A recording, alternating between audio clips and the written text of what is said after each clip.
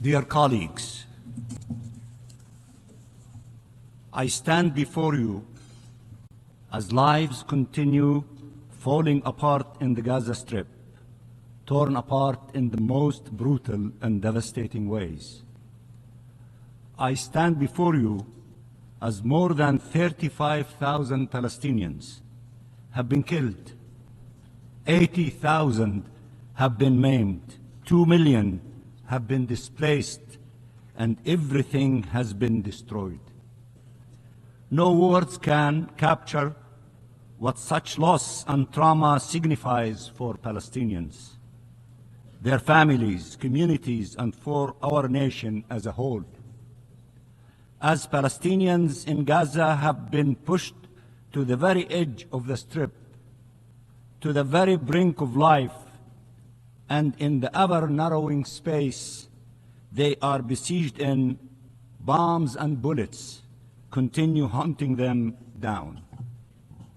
I stand before you as famine is settling in, by design and by the decision of the Israeli government, killing the most vulnerable among our people, children and women. Israel closed the crossings instead of opening them, including the Rafah crossing, seizing by force the Palestinian crossings point of Rafah. Humanitarian convoys were attacked with its blessing, and the UNRWA headquarters was assaulted with its complicity. At the time where the world was calling to flood Gaza with humanitarian aid and calling for a ceasefire, Israel imposed a drought. Its plan has not changed: destroy and displace. I stand before you as every inch of Gaza has witnessed massacres, as mass graves continue to be uncovered where hospitals used to stand, as the world is barely starting to grasp the cruel and extensive nature of the actions committed against the Palestinian people.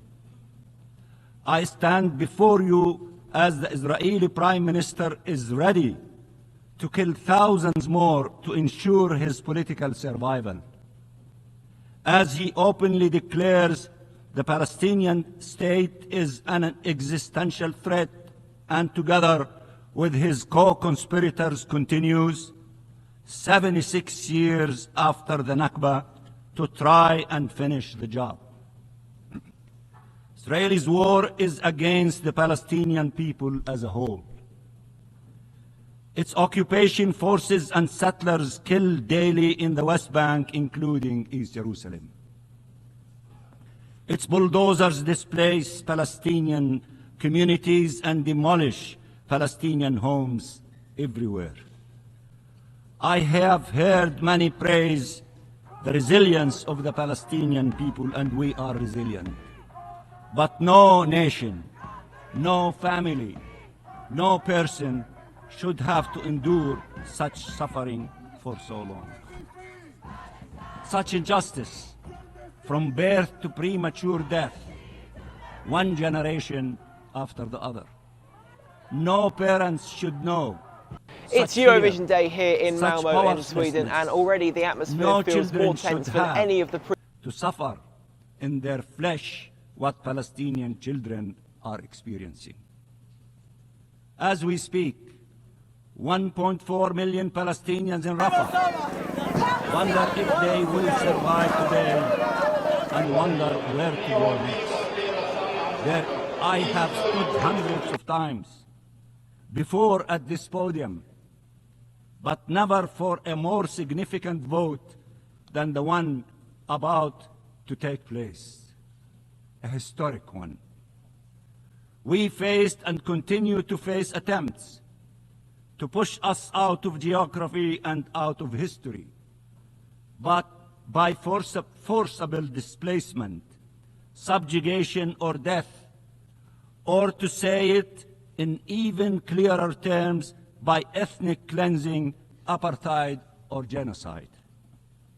Against all odds, We survived.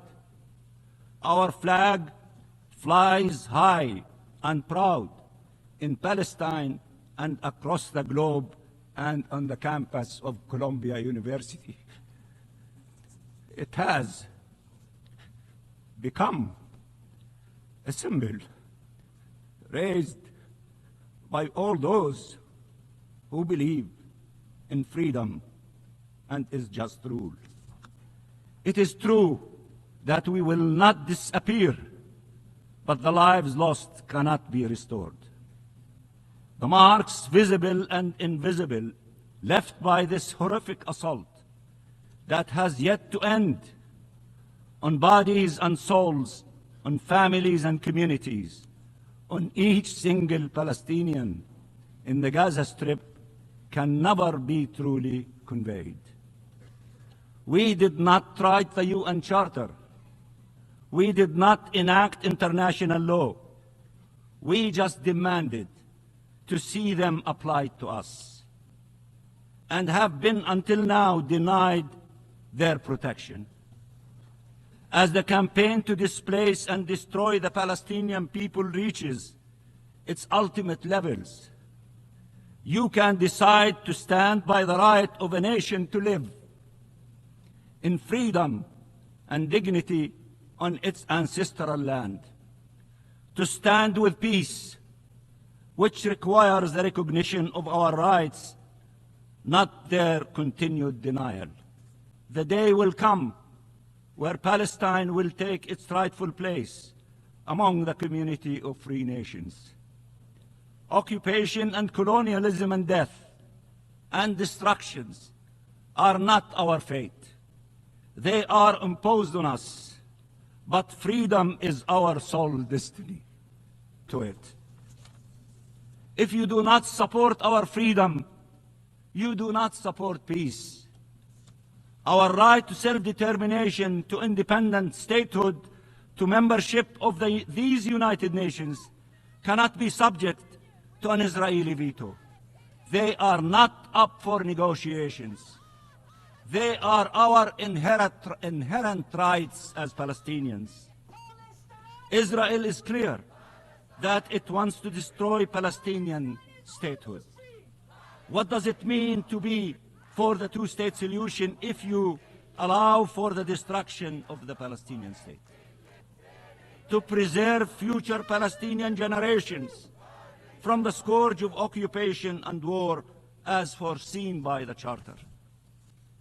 A yes vote is a vote for Palestinian existence.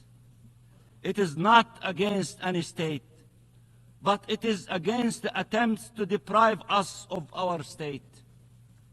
That is why the Israeli government is so opposed to it, because they oppose our independence and the two-state solution altogether.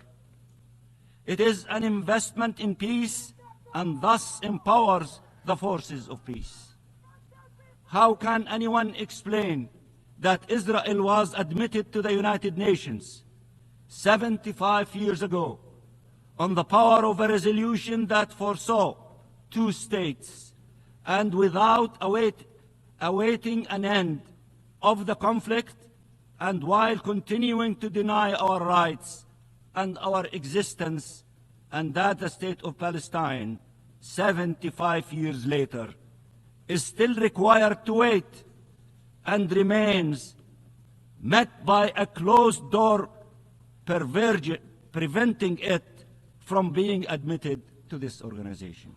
Voting yes is the right thing to do, and I can assure you, you and your country for years to come will be proud to have stood for freedom, justice, and peace in this darkest hour.